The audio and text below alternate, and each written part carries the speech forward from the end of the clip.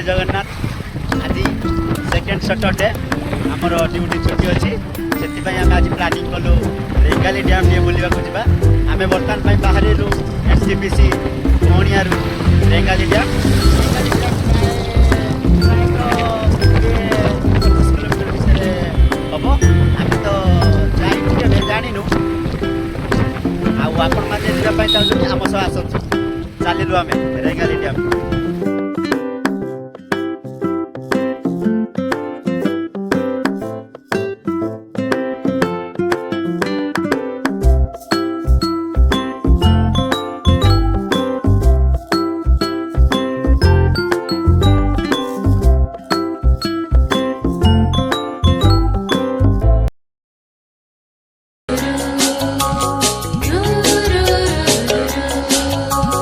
जा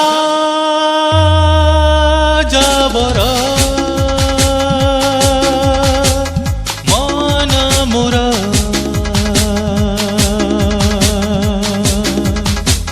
सीमाहीन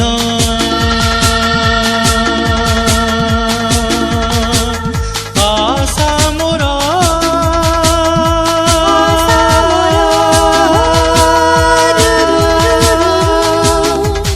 नीति गढ़े नीति भांगे नीति गढ़े नीति भांगे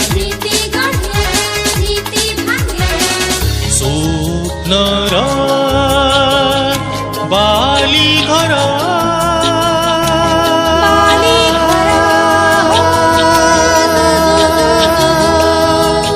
जा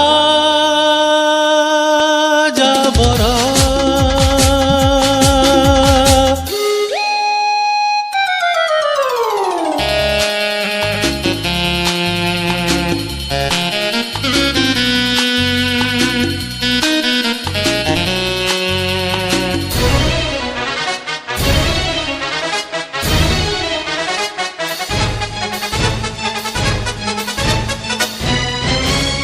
जा जाबर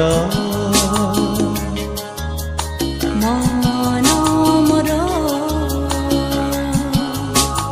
जा जाबर मन मोर। फाइनाली आम आसी पहुँची सारी रेंगाली डैम रे देखु Rengali dam selfie point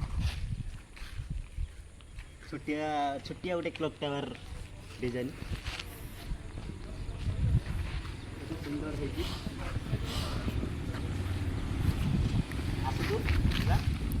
dam dam भ्यूटा आपण मैंने देखने जानी पारे।